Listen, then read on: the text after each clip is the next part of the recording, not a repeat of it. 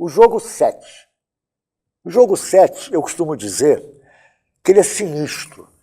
O jogo 7, quem tem filho ou neto, talvez já tenha jogado esse jogo. Esse jogo tem um problema muito grave, tanto o Spot It quanto o 7.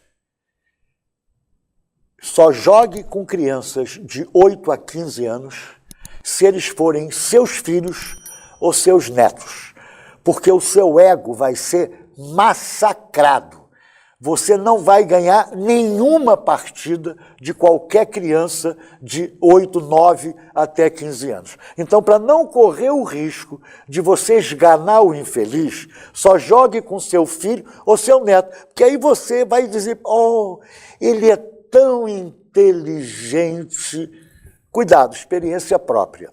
Vamos analisar o jogo 7. Olha só. As cartas do jogo 7 são muito curiosas.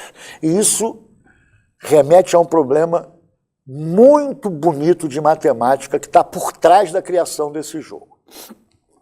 Em cada carta há uma quantidade igual de figuras. Ou seja, de figuras iguais. Ou tem uma figura, ou tem duas figuras, ou tem três figuras.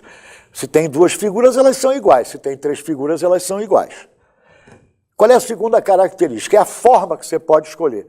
A figura pode ser ou uma onda, como a gente chama, ou um losango, ou três bolotas, tá certo? Muito bem. Com uma das seguintes cores, ou verde, ou violeta, ou azul. E ainda uma característica, a forma de pintura. Ou seja, eu pinto só o contorno, eu pinto achurado, ou eu pinto com uma pintura sólida. Então, notem, essa última carta, eu tenho três figuras diferentes, eu tenho três pinturas diferentes, mas eu tenho três formas diferentes, três pinturas diferentes, três cores diferentes, mas eu não tenho as três quantidades diferentes. Tem duas quantidades iguais. Tem dois losangos e duas bolotas pintadas de verde. O nome 7 se refere a quê? A gente vai dizer que tem um 7 na mesa, eu estou olhando um conjunto, né? Ou seja, um conjunto de três cartas vai ser chamado de um 7 em que circunstância? Eu vou dizer que um conjunto de três cartas é um 7, se eu perceber isso na mesa, eu vou retirar para mim, se cada uma das quatro características, quais quatro características? Quantidade de cartas. Ou tem a mesma quantidade nas três cartas, ou tem quantidades diferentes, ou seja, uma de um tipo, duas do outro, três do outro. Ou as três cartas podem ter coisas diferentes, mas ter a mesma quantidade. Isso em cada uma das características. Por exemplo, cores. Ou todas as cores são iguais, ou todas as cores são diferentes. Rosa, rosa, rosa, melhor, violeta, violeta, violeta, verde, verde, verde, ou então as três cores possíveis. O tipo de pintura, ou tudo achurado, ou um achurado, o outro contorno, o outro cheio. Bacana. Então, por exemplo, essas três figuras, elas formam um 7. Tem 1, 2, 3. Quantidades são todas diferentes. As formas são todas diferentes. As cores são todas diferentes. A pintura são todas iguais.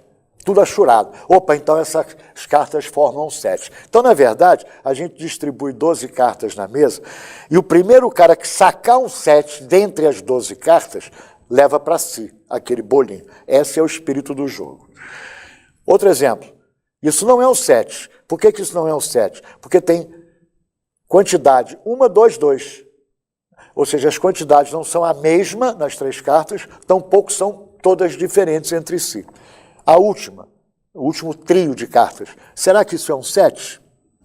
Olha, duas achuradas, então não é um 7, porque tinham que ser as três achuradas. Isso também tem 1, 1, 2, também não é um 7. Né? Na verdade, só as cores atendem a essa característica, porque as três cores são diferentes. Todo o resto não é tudo diferente ou tudo igual. Bacana. Então, nós temos então que responder a duas perguntas sobre esse conjunto, perdão, esse jogo chamado 7. A primeira nós não vamos fazer. Quantas cartas tem esse baralho, né, com esse tipo de jogo? Eu vou dar a dica, são 81 cartas, tá? Mas é muito simples perceber isso. O segundo item eu tenho, dadas 3 cartas, eu tenho combinação de 81, 3x3, conjuntos de 3 cartas. A minha pergunta é, quantos formam um 7? Ou seja, como é que eu calculo o número de triplas de cartas que são um 7? Repetindo, o total de triplas possíveis de cartas é a combinação das 81 cartas 3x3. Então vamos observar o seguinte. Para ser um 7, vamos imaginar as 3 primeiras cartas. Será que essa interrogação, que é a terceira carta, eu consigo adivinhar qual é? Ou seja, um losango, uma bolota, vai ter que ser uma onda, a figura vai ter que ser uma onda. Mas se é uma figura, a figura interrogação tem que ter uma figura. Mas qual figura? Porque a primeira é losango, a outra é bolota. Então vai ter que ser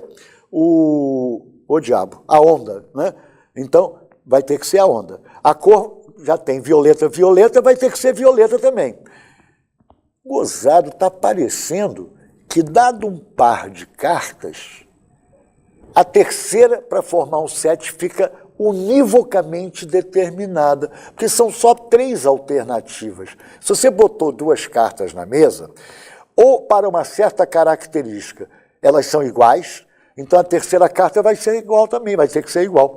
Ou aquela característica que você está analisando, pintura, cor, as duas são diferentes. Então a terceira carta vai ter que ser a terceira opção, porque tem que ser todas diferentes. Então, realmente, dadas as 2 cartas, a carta que forma um 7 com elas duas está univocamente determinada. Então eu posso raciocinar assim. Se eu tenho um 7, dadas as 2 cartas já está definido o 7, eu posso fazer o seguinte. Calcular quantos subconjuntos eu posso formar com 2 elementos, escolhidas 2 cartas. Então, quantos pares de cartas tem 81? Combinação de 81, 2x2. A pergunta que permanece ainda, que, claro, o Chatonildo vai fazer, espera um pouquinho. Será que é verdade que eu estou contando cada 7 uma vez só? Porque o que é um 7? É um conjunto de 3 cartas x, y, z. Será que eu contei uma única vez isso? Olha, imagina que você, desses trios de cartas que eu estou perguntando se são 7 ou não, você pegou a carta x e y. Aí a que vai formar o 7 é a z. Mas se você pegou as cartas y, z, a que vai formar o 7 é o x. Então eu estou contando 3 vezes o mesmo 7, dependendo que par de cartas eu peguei das 3 que formam 7. Moral da história, eu tenho que dividir por 3. Bem, nós vamos interromper a nossa aula, como eu disse, né? A gente está com um tempo muito longo, mas conforme eu lembrei a vocês, a gente vai gravar mais alguns vídeos complementares, deixar lá no Google Drive, sobre aquela segunda parte da nossa palestra. Eu agradeço a vocês e espero que esse tipo de abordagem tenha dado alguma alavancagem para o conhecimento de vocês. Obrigado.